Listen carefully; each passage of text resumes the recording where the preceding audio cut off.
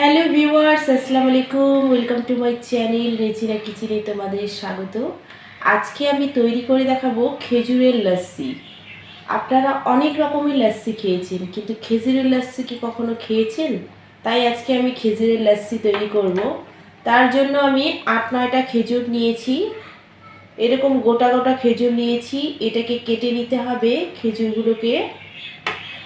আমি এখানে আইস নিয়েছি 4-5টা, 1 বাটির মতো চিনি নিয়েছি, 1 বাটি দুধ, লিকুইড দুধ নিয়েছি, আর গুঁড়ো দুধ নিয়েছি হাফ বাটির থেকে একটু কম গুঁড়ো দুধ লাগবে।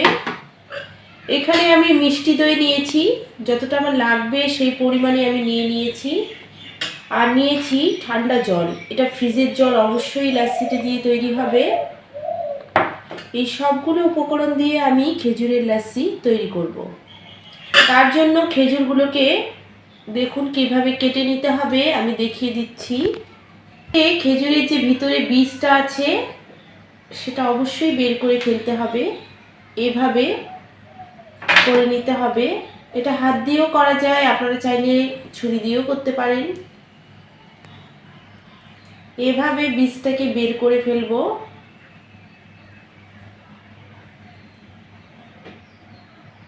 যে দেখুন এভাবে করে নিতে হবে।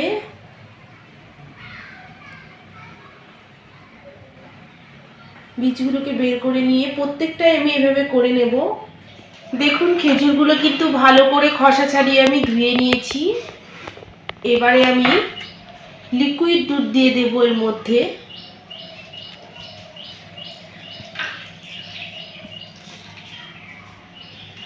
দুধ দিয়ে এভাবে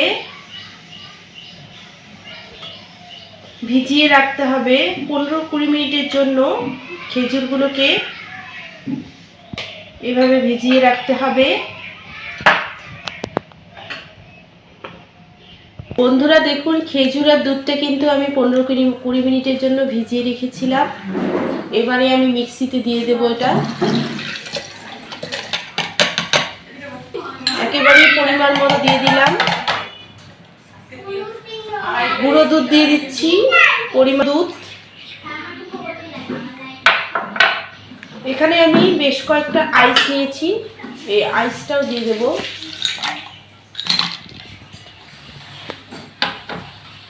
এখানে আমি মিষ্টি দই নিয়েছি,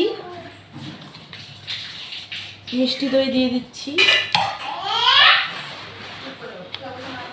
ঠান্ডা জল একেবারে পরিমাণ মতো। সব কিছু আমার দেওয়া হয়ে গেছে। এবারে আমি মিক্সিতে এটাকে পেস্ট করে নেব।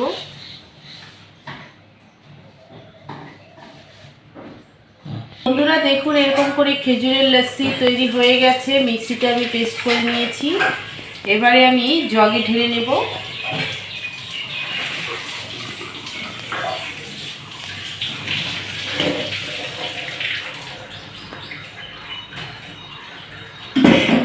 আমার এটা রেডি হয়ে গেছে। এবারে আমি সার্ভ করছি গ্লাসে।